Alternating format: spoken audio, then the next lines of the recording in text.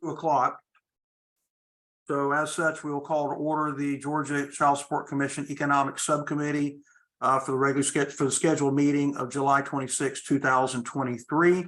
And we begin by with our housekeeping, and we'll get some updates from Latoya on how Ms. Lawrence, how do you want to explain what we're doing here? Okay, thank you, Dr. Totoro. I'll be brief. Good afternoon, everyone. I am Latana Lawrence, and I'm the program coordinator for the Georgia Child Support Commission. I will briefly discuss a few rules to help us navigate the meeting today via Zoom webinar. The Economic Subcommittee members and staff are designated as panelists within Zoom and can speak anytime during this meeting. All other participants are designated as attendees and are muted during the meeting, but may type a message in the Zoom chat as needed. Feature is needed. The Child Support Commission does not hear public comment during any of its subcommittee meetings. Accordingly, we will not be accepting public comments today. However, you may leave a written comment for the commission at any time through the commission's website, and I'll post that in the chat shortly. For your convenience, Also, anyone wishing to give public comment by speaking so may do so at any full Child Support Commission meeting, and the next one, which will be held on August the 11th.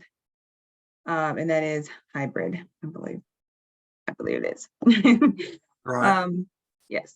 And on conclusion of today's meeting, the staff will post the recording on our YouTube channel, the Georgia Child Support Commission, and I will also place our YouTube link in the chat for everyone as well. And I will turn it back over to you, Dr. Turo. Great, thank you so much. And so we begin by having a quorum call and seeing currently we have the quorum, the required majority of four of 6 members. So we can move forward with actual business. The first order of business was that previously distributed were our minutes from the meeting of the 21st of June. They should have been sent out by our friends at the office there back a week or so ago. Any corrections to those minutes? Okay, hearing none, do we have a motion to approve minutes from June 21st? So moved. Mr. Clay?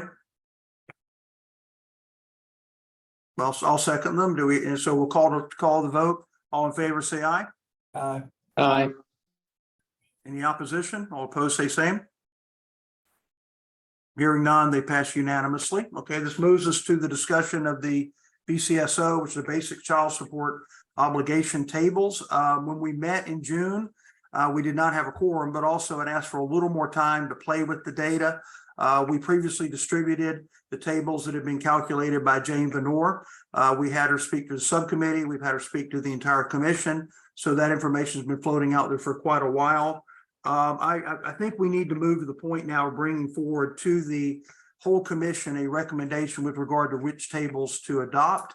Understand that the final decision is that of the whole commission, not on the economic subcommittee, but we're simply providing our evidence in terms of oversight of scientific process that went into these calculations. And that's of course half our duty. The other half was the study that we do periodically of selected Superior Court offices. So I'll just share my reflections on this, which is that after much review and thought, I am comfortable with Jane Venor's recommendation that we go with the new Rothbard standard. As those that have been part of this in the past know, at one time, we averaged Rothbard, which was seen as kind of a lower bound, with Engel, which was seen as perhaps an upper bound. But the Engel data has been behaving a little bit less predictable in recent years, is the insight we get from Dr. Venor. And so we're looking at doing just the Rothbard this time. 2 points I would make, and Nicole, you can help me with this. I believe 33 of the states, or 32, 33, 34 of the states have already adopted straight Rothbard. Yes, as of last year, Jane's report said 32. Okay, so that would bring us in roughly in line with 2/3 of the states, us being, of course, 49 plus us. That's one point in its advantage. And then the only area that I think there was a little consternation was over keeping an eye on what kind of support went to the lower income households.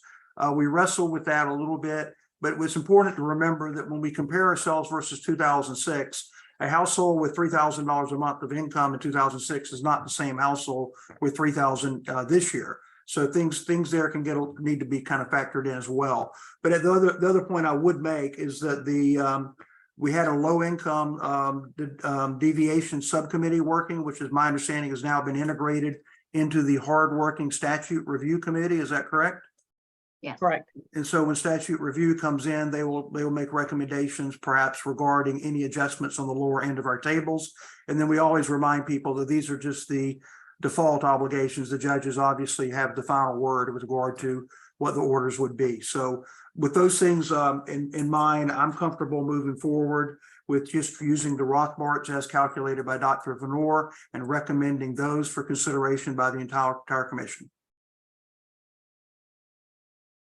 I don't know if that's appropriate. If you want a motion, I would add one little thing. Since going back to the days when I was in the General Assembly and all this was being discussed, my concern has always been at that lower spectrum.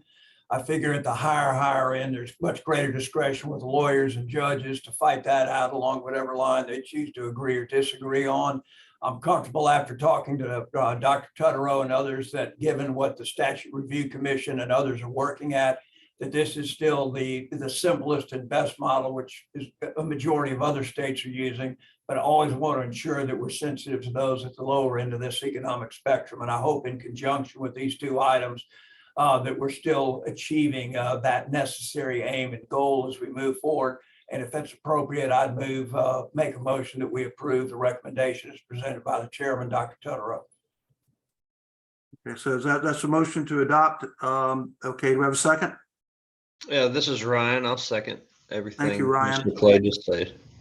Okay, great. Thank you so much. Any more discussion, questions from members of the subcommittee or the commission at large? Okay, hearing none, we will call the vote. And all in favor say aye. Aye. Any opposition?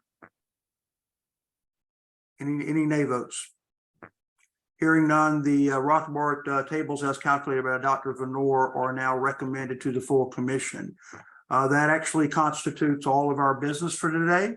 So, the full commission meeting is August the 11th. So please make every effort to be part of that.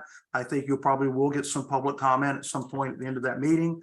But hearing no other business for the subcommittee, I move that we adjourn sine die. Do we get to throw paper out? Well, unfortunately, I just did that for you legislators. I know that makes y'all excited. So, And yes, you can throw paper or pencils, whatever you wish. you run around the room if you want to pull a Tom Murphy, that's fine. So Have a There we happy go. dance. yeah.